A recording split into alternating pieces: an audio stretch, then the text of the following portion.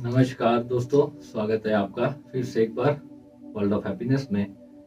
आज हमारे एक साधक का प्रश्न आया था कि भैया, जब भगवान कृष्ण ही कर्ता पुरुष हैं, गीता में स्पष्ट लिखा है कि जो भी हो रहा है वो सब कुछ मैं करता हूँ और सब कुछ करने वाला भी मैं ही हूँ, तो फिर हम इंसानों को इतना दुख और कष्ट क्यों भुगतना पड़ता है? कर्म का फल और कर्म का दंड हमें क्यों मिलता है?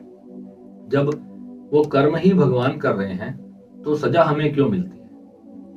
बहुत ही बड़ा प्रश्न है और बहुत ही गहराई छुपी है इस प्रश्न के अंदर। हर इंसान जब दुखी होता है, जब उसको दुख मिलता है जीवन में, तो एक ना एक दिन तो उसकी मन से आवाज जरूर निकलती है भगवान को। वो भगवान से जरूर कहता है कि प्रभु, मैंने ऐसा क्या किया था जिसकी वजह से तू मुझे कर्म दंड दे रहा है। और जब भगवान स्वयं गीता में कहते हैं कि सब कुछ करने वाला मैं ही हूं, तो फिर आप इंसान लोग जो हैं, हम सब, तो उन्हें दुख क्यों मिलता है? जब कर ही भगवान रहे हैं तो कितनी गहराई की बात है।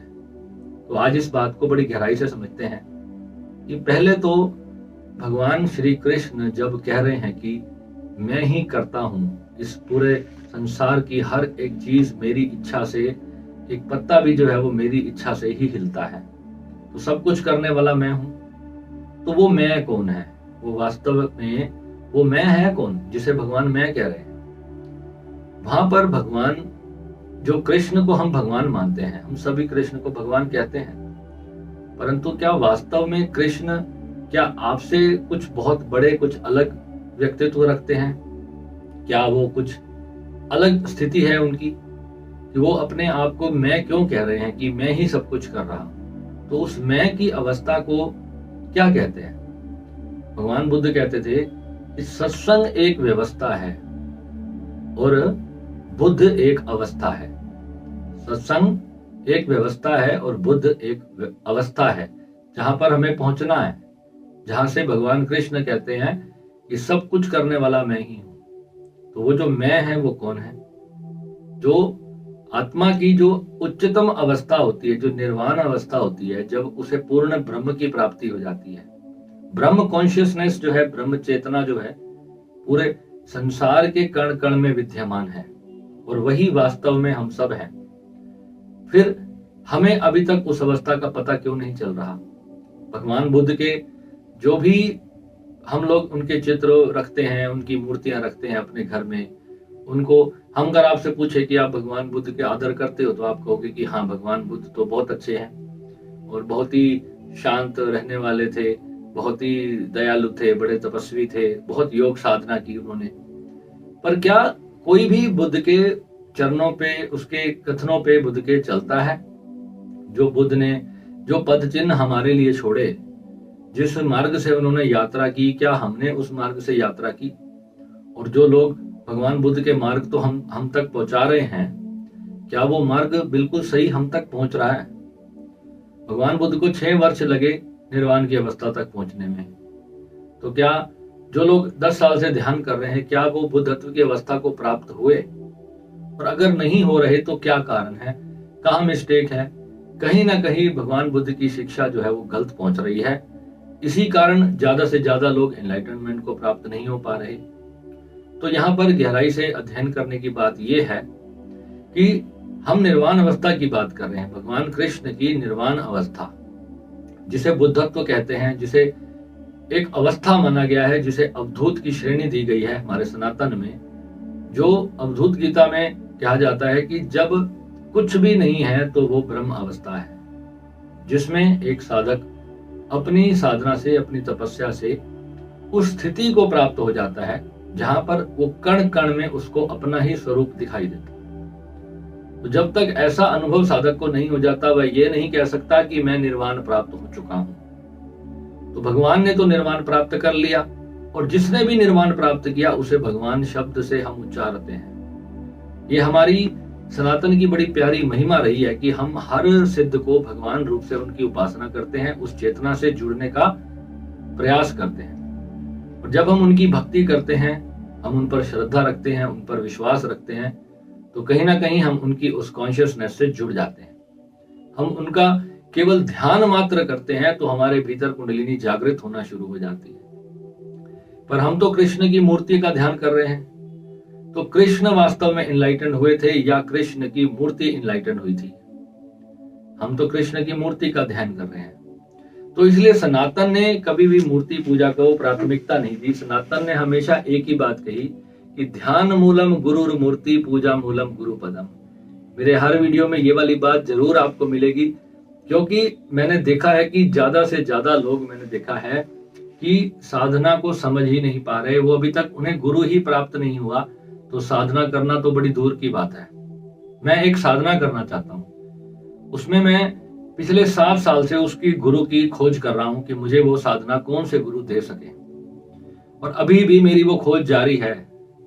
पर ये नहीं कि मैंने YouTube से उठा करके, गूगल से उठा करके वो साधना शुरू कर दी। उस पे हजारों लोगों ने अपने व्यक्तित्व के जो भी उनके अनुभव रहे हैं उस साधना के प्रति, उन्होंने सब शेयर कर रखे हैं। परंतु जब तक उसका प्रमाणित गुरु मुझे नहीं मिलेगा, मैं वो साधना प्रारंभ नहीं करूंगा। और मैं आपको भी यही बात कहता हूँ कि जब तक आपको कोई भी साधना है, आपको निर्वाण की ही साधना क्यों ना हो, जब तक आपको ये अंदर से सुनिश्चित नहीं होगा कि ये गुरु मुझे पार लगा देगा या नहीं, तो तब तक आपको उसे गुरु धारण नहीं करना चाहिए।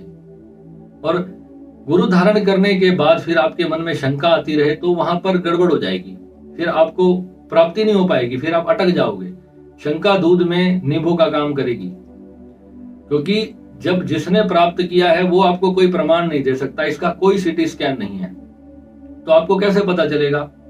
आपको पता चलेगा 4-6 महीने, 8 महीने, 1 साल, 2 साल, उसका अभ्यास करने से ही पता चलेगा। और समय बहुत कम है, आयु दिन ब दिन समाप्त होती जा रही है। और हमारे देश में गलत प्रचार भी बहुत होता है, जिसके कारण हम तक पूरा सत्य पहुंच ही नहीं पाता। तो हमें समझना क्या है कि भगवान जिस अवस्था को वहां पर मैं कह रहे हैं, वो अवस्था क्या है? वो ब्रह्म अवस्था है। तो वही ब्रह्म अवस्था जो है भगवान श्री कृष्ण के शरीर के भीतर भी है, और वही अवस्था भगवान के शरीर से बाहर चराचर जगत में भी है, और वही अवस्था इस संसार के हर जीव के अंदर है, चाहे वो कोई भी जानवर हो, कोई पशु पक्षी हो, मछली हो, कोई भी क्यों ना हो। तो भगवान जिस अवस्था में है, तो वहां से भगवान ये बात कह सक रहे हैं कि तू भी मैं है अर्जुन, और मैं भी तू हूं। ऐसा कोई समय नहीं था जब तू नहीं था, और ऐसा कोई समय नहीं था जब मैं नहीं था। तो हम तो सदा से ही हैं। तो भगवान ने उस अवस्था को अपने भीतर से महसूस कर लिया, उसको देख लिया। कितने मजे की बात है। तो जब कोई इंसान इस अवस्था को जान लेता है, देख लेता है, तभी तो वो अपनी बात को प्रमाणित तौर पे रख पाएगा।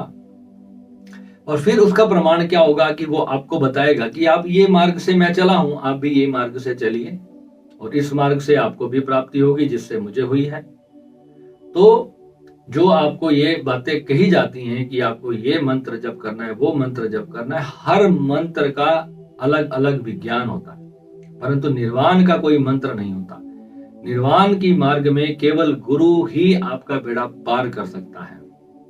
और चाहे 50 जन्म बीत जाए, चाहे 1000 जन्म बीत जाए, जब तक आपको गुरु की शक्ति और गुरु की दीक्षा प्राप्त नहीं होगी, तब तक आप समझ ही नहीं पाएंगे कि सनातन धर्म है क्या, और इसकी महानता क्या है, और गुरु मार्ग क्या है।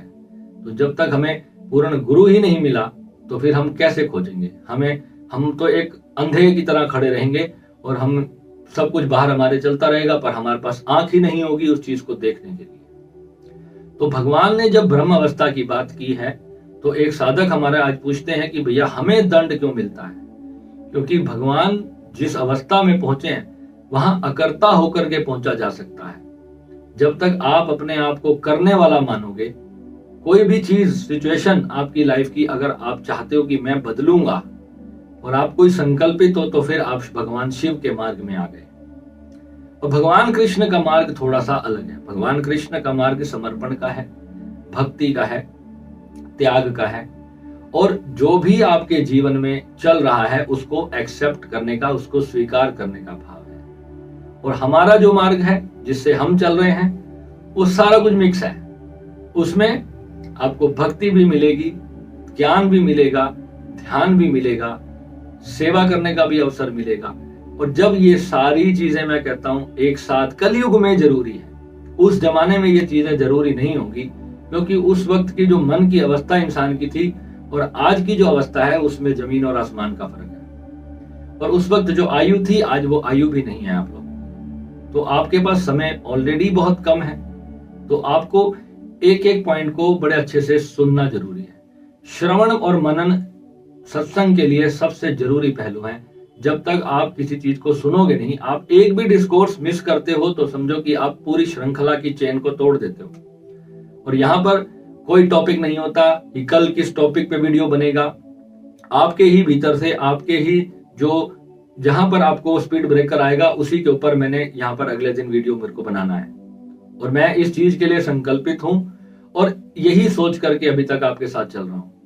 क्योंकि जब मेरे पास ये समस्याएं आती थी तो मुझे 5 साल के बाद उसका उत्तर मिलता था, परंतु आपको 5 दिन के अंदर मिल रहा है तो आप सौभाग्यशाली हो। तो अब आपको क्या करना है, जैसे जैसे मैंने आपको साधनाएं दी हैं आप उस तरीके से उसको करते जाएं। जो समस्या आ रही है आप उसका क्वेश्चन बना के भेजें, उसके ऊपर वीडियो आपको मिल जाएगा, आपको सोल्यूशन उस पर मिल जाएगा। सेकंड चीज, जब भगवान ब्रह्म अवस्था की बात कर रहे हैं तो आपके भीतर भी वही ब्रह्म है और आपके बाहर भी वही ब्रह्म है। अब वहां पर जहां कृष्ण अपनी बात कर रहे हैं वहां कृष्ण करता है। तो कृष्ण कौन है? कृष्ण ब्रह्म अवस्था से बात कर रहे हैं, वो शरीर रूपी कृष्ण से बात नहीं कर रहे। शरीर रूपी कृष्ण होकर के वो बात नहीं कर रहे, वो ब्रह्म अवस्था होकर पूर्ण शून्य होकर के वो बात कर रहे हैं। और जिस अवस्था से वो बोल रहे हैं, अगर आप उस अवस्था में पहुंच जाओगे तो फिर जो भी सुख और दुख आपके जीवन में आएगा आप उसको सहज स्वीकार लोगे। फिर परमात्मा ने, हो सकता है आपको कभी कोई चोट मार दी, हो सकता है आपको कभी बहुत बड़ी खुशखबरी दे दी, तो सुख भी आएगा और दुख भी आएगा, जीवन है, चोट भी लगेगी, सब कुछ होगा। तो आपको क्या करना है, अगर आपको निर्वाण अवस्था में जीना है तो पहले जीना शुरू करना पड़ेगा, पहुंचना फिर होगा। पहले उस अवस्था को फीलिंग करके अपने भीतर एक्सेप्ट करना शुरू कर देना होगा, फिर धीरे धीरे वो अवस्था बढ़ती चली जाएगी और एक दिन आपको उसकी प्राप्ति होगी। भगवान बुद्ध का जो ज्ञान है वो उसमें ध्यान करने की आवश्यकता ही नहीं है किसी को, केवल सुन करके ही मोक्ष हो जाए, ऐसे भगवान बुद्ध ने हमें ज्ञान दिया। केवल सुन करके, उसमें आपको कुछ ध्यान योग और साधना करने की आवश्यकता ही नहीं है, परंतु उसके लिए आपका मन भी तो वैसा होना चाहिए, आपका तन भी तो वैसा होना चाहिए, आपका हृदय, आपकी भावना वैसी होनी चाहिए जो भगवान बुद्ध की थी। पर आप तो भीतर से, चाहे आप हैं चाहे मैं अपनी भी बात करूंगा, मैं सभी की बात करूंगा, हम गृहस्थी लोग हैं, कहीं ना कहीं पर हम सन्यासी नहीं है। बुद्ध ने तो अपने एक दिन के बच्चे और पत्नी को छोड़ करके जाने का संकल्प ले लिया, तो क्या आप ये इतना बड़ा संकल्प ले सकते हैं कि अपने परिवार को छोड़ करके भाग जाएं? आप नहीं भाग सकते। तो आप अभी ग्रस्त में हो तो आपको ग्रस्त की जंजीरें आपको पकड़ के रखेंगी, तो आपको उस सब की एक जो सीमाएं हैं उसके अंदर रहते हुए अपनी साधना को पूर्ण करना होगा। तो उसमें आप कर्ता मानते हो अपने आप को, क्योंकि जब आप काम नहीं करोगे तो आपको रोटी कौन देगा, क्योंकि आप करता हो। बुद्ध राजा थे, उसके पास तो इतना पैसा था कि उसको जरूरत ही नहीं थी काम करने की, पर आपको अपनी सुबह उठ के नौकरी पे जाना, नहीं तो भोजन कौन खिलाएगा आपके बच्चों को, दूध कौन पिलाएगा। आपकी अवस्था बुद्ध वाली अवस्था नहीं है, पर प्रश्न बुद्ध जैसे करते हो। तो जो जहां स्टैंड करता है उसको अपनी उस अवस्था से सोचना चाहिए कि मेरा मार्ग क्या होना चाहिए। फिर यहाँ पर बात आती है कि जब हम कर्ता हो जाते हैं, तो हम जब कोई भी कार्य करते हैं, कोई भी कर्म करते हैं, अगर हम उसमें अपने कर्ता की जिम्मेवारी ही नहीं लेंगे तो वो कार्य हमें कैसे फलीभूत होगा। तो यही प्रश्न अर्जुन ने भी किया था कि हम कर्म करेंगे ही नहीं तो हमें कुछ प्राप्ति कैसी होगी, फिर हमें ये युद्ध भी क्यों करना है। तो भगवान ने उसे कहा कि कर्तापन को त्याग दे पर अपने कर्म करता रहे। तो ये अवस्था जो है ये ऐसे नहीं आती, ये पहले भी एक वीडियो में मैंने चर्चा की थी।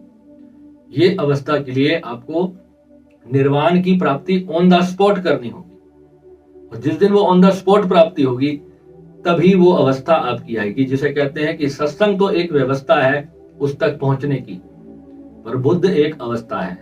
और जब वो अवस्था आपको प्राप्त होगी तभी केवल आप अकर्ता हो सकते हो कर्म करते हुए, नहीं तो आप अकर्ता नहीं हो सकते।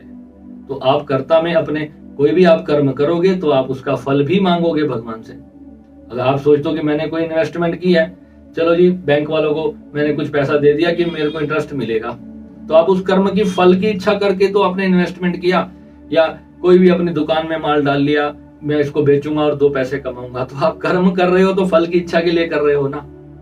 अब यहाँ पर मैं एक वीडियो डालता हूँ, मैं ये नहीं सोचता कि ये मेरा वीडियो कितने लोग देखेंगे नहीं देखेंगे, डिलीट है मेरे मन से, मैंने डाला भी था, ये भी डिलीट हो जाएगा। तो ये स्थिति कब आएगी आपकी कि आपने ये सोचना ही नहीं है कि मुझे इसके बदले में क्या मिलेगा।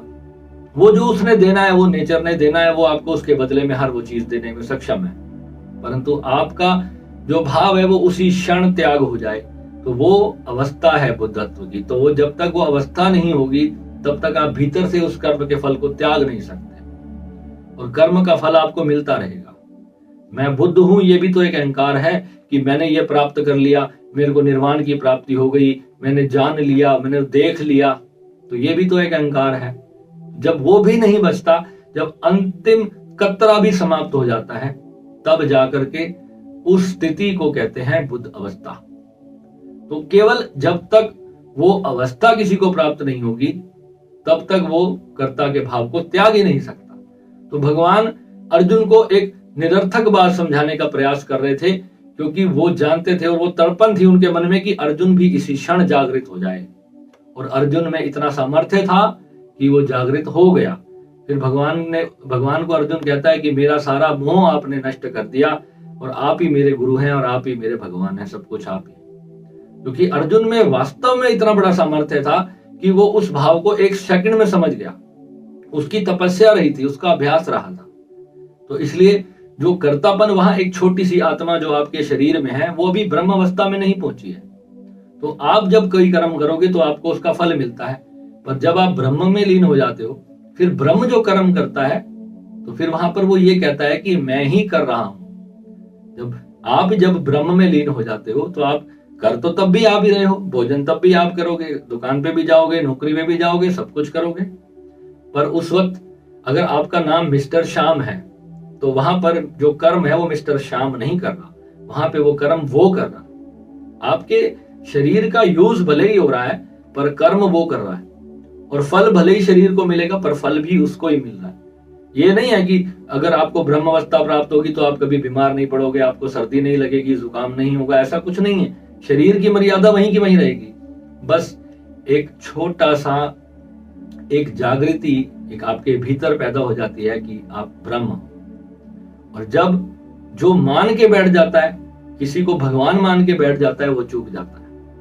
आज 90% मैं देखता हूं सनातन के लोग मंदिरों में केवल मूर्ति पूजा तक सीमित हो गए, क्योंकि दुर्भाग्य यही रहा कि उन्हें सच्चा ज्ञान प्राप्त नहीं हुआ। और हम सौभाग्यशाली थे कि हमारे गुरुदेव ने हमें इतना बड़ा ज्ञान इतना सस्ते में दे दिया, कुछ भी मूल्य नहीं लगा, और अरबों खरबों रुपए दे करके, लाखों जन्म चुका करके भी जो हमें प्राप्त हो सकता था वो भी इसकी कीमत उसके बराबर नहीं। तो आप सोचो कि अब आप इसी चेतना रूप में रहना चाहते हो। अब कहो कि मैं साधना तो नहीं करूंगा पर मेरे को फल ब्रह्म जैसे मिले, मेरे अनुभव ब्रह्म जैसे होंगे, तो कैसे होंगे? तो आपको पहले उस सारी अवस्था को प्राप्त करना होगा। और एक भी सत्संग किसी का मिस मत करो। जितने भी गुरु आपके जीवन में आए, जितने भी साधु संत आपके जीवन में आए, कोई भी पंडित जन आपको कोई भी ज्ञान की बात बताते हैं, उसको सुन डालो, उसको छोड़ो नहीं। कुछ भी मिल रहा है उसको सुनो। ये सोचो कि मैंने कान गणेश जी जैसे बड़े कर लेने अपने। भगवान शिव ने जब गणेश को मस्तक काट के जो हाथी का मस्तक लगाया ना, वो सिर्फ एक काल्पनिक बात है। उसको कहा था कि अपने कान बड़े कर ले और अपनी आंखें छोटी कर ले, और देखने की जो चीज है और नाक बड़ी कर ले सूंड की तरह।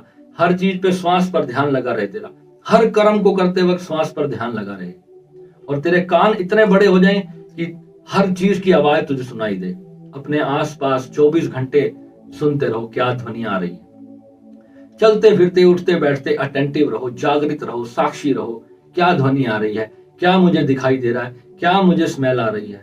अपनी सारी इंद्रियों को जागृत रखो, और मैं उन हर एक चीज को अनुभव कर रहा हूं, इस सारी बोध को आप करते रहो। अब ये बोध आपके भीतर स्थित हो जाएगा ना, तब आपको समझ आएगा कि कुंडलिनी जागरण बहुत लंबा विषय नहीं है और परमात्मा की प्राप्ति बहुत लंबा विषय नहीं है। और जब गुरु से दीक्षा प्राप्त हो जाती है तो लाखों जन्मों का काम ऐसे हो जाता है। तो सबसे पहले तो आपको गुरु दीक्षा प्राप्त करनी चाहिए, जहां से भी आपकी श्रद्धा हो, जहां से भी आपका मन हो, आपको लगता है कि वक्त में जो भी आपके आसपास गुरु हैं, आप उनसे संपर्क करें, उनको मिले, 5, 10, 25 गुरुओं से दीक्षा ले डालो। किसी के पास तो सत्य का अनुभव होगा ही होगा। ये मत सोचो कि सबके सब ऐसे ही होंगे, ऐसा नहीं है। भारत में बहुत है, और आप जब जाओगे उनसे संपर्क करोगे, पर बिना लर्निंग के, बिना सुने किसी से आपको कुछ प्राप्त नहीं होगा। आप सोचोगे कि मेरे को YouTube वीडियोस से सब कुछ प्राप्त हो जाएगा, तो कोई संपत्ति किसी की ऐसे आपको प्राप्त नहीं हो जाती। उसके लिए तो पहले अपने आप को पात्र बनाना पड़ेगा। पात्र का मतलब होता है बर्तन। तो सुपात्र जब बनोगे तो यानी एक योग्य बर्तन, एक साफ बर्तन आप बनोगे, तब जाके आपको वो चीज दी जाएगी। और गुरु आपकी योग्यता देखे बिना आपको कैसे दे देगा? आप करोड़ों रुपए देकर भी वो चीज प्राप्त नहीं कर सकते। तो गुरु क्यों लेगा आपकी टेंशन अपने सर के ऊपर? उसके पास क्या थोड़ा टेंशन है? वो आपकी टेंशन भी लेगा। तो जो आपको मिल रहा है, आपको भीख मांगनी पड़ेगी गुरु के पास जाकर के, यूं नहीं कोई दे देता। मैं एक गुरुजी हैं, उनके पास एक बहुत ही दिव्य साधना है। उनकी उस साधना को प्राप्त करने के लिए मैं पिछले 7 साल से उनके पांव में पड़ा हूं कि मेरे को कभी वो कृपा करेंगे, कभी तो मेरे पे दया करेंगे, मुझे वो देंगे। उन्होंने कहा नहीं, अभी और योग्यता सिद्ध करो। हालांकि उनका जो चाहना है वो मुझे नहीं पता कि उनके मन में वो मुझे क्यों नहीं दे रहे। मेरे भोलेनाथ ही नहीं चाह रहे होंगे तो वो मुझे नहीं दे रहे, परंतु मैं हर हफ्ते उनके पास पहुंच जाता हूँ और फिर उनके जाकर उनको मैं बोलता हूँ, रिक्वेस्ट करता हूँ, गुरु जी कृपा करो। वो कहते हैं अभी थोड़ा समय और योग्यता सिद्ध कर।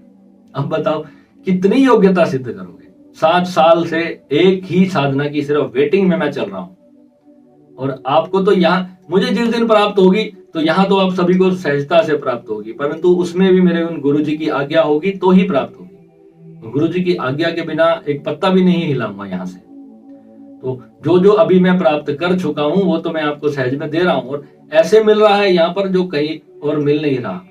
मैं आपको ये भी दावे के साथ कहता हूं। और इन चीजों पे चलकर भी अगर आप दुखी रहते हो तो कहीं आपके मन में बहुत बड़ी नकारात्मकता अपने धारण कर ली है कि मैं साधना करूंगा ही नहीं, और आप कहो कि मैं 1 घंटा भी साधना नहीं दूंगा, तो तब तक आप आगे नहीं बढ़ पाओगे। तो मैंने जो साधनाएं दी हैं, आप डिस्कस करो कि कहाँ मिस्टेक हो रही है, और जहां आपकी साधना में मिस्टेक होगी तुरंत बताऊंगा आपको, और अगले दिन आप देखना वो मिस्टेक नहीं होगी आपसे। और अगर ये प्रश्न उठा है तो निस्संदेह आपके भीतर कुछ ना कुछ गलती हुई, तभी तो ये प्रश्न हुआ। नहीं तो 300 लोग साधना कर रहे हैं, कोई एक भी दुखी नहीं है, तो 1 और 2 लोग कैसे दुखी रह सकते हैं?